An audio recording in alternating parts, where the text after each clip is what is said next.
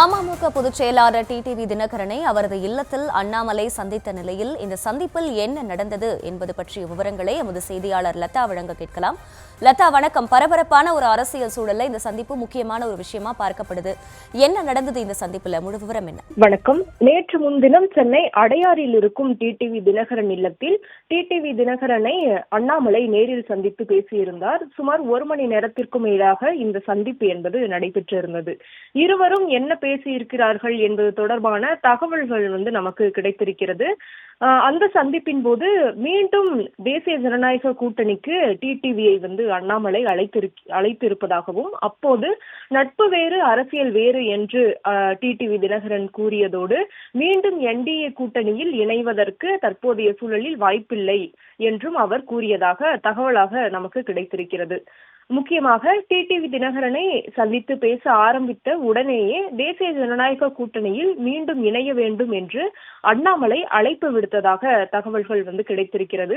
தேசிய ஜனநாயக கூட்டணியில் இருந்து கொண்டு அதிமுக மற்றும் பாஜகவுக்கு மிகவும் இறங்கி வந்த நிலையிலும் அமமுகவுக்கோ அல்லது அமமுக நிர்வாகிகளுக்கோ அதிமுக தரப்பில் எந்த மரியாதையும் கொடுக்கப்படவில்லை என்றும் டிடிவி தினகரன் அண்ணாமலையிடம் கூறியதாக தகவல்கள் கிடைத்திருக்கிறது. மேலும் அதிமுக பொதுச் செயலாளர் எடப்பாடி பழனிசாமி மேற்கொண்டு வரும் மக்களை காப்போம் தமிழகத்தை மீட்போம் சுற்றுப்பயணத்தின் போது மாவட்டம் தோறும் இபிஎஸ் செல்லும் நிலையில் அமமுக நிர்வாகிகளை அந்த செல்லக்கூடிய இபிஎஸ் அமமுக நிர்வாகிகளை அதிமுகவில் இணைத்துக் கொண்டு வருகிறார் என்றும் டிடிவி தினகரன் அண்ணாமலையிடம் வருத்தம் தெரிவித்ததாகவும், மேலும் கடந்த 1 மாதத்தில் மட்டும் அமமுகவின் ஒன்றிய செயலாளர்கள் 30 பேரை அதிமுகவில் இபிஎஸ் இணைத்திருப்பதாகவும் டிடிவி தினகரன் வருத்தம் தெரிவித்ததாகவும் தகவலாக நமக்கு கிடைத்திருக்கிறது. மேலும் ஒரே கூட்டணியில் அதிமுக அமமுக இருந்தாலும் கூட தங்களினுடைய கட்சி நிர்வாகிகளை, முக்கியமாக ஒன்றிய செயலாளர்களை குறிவைத்து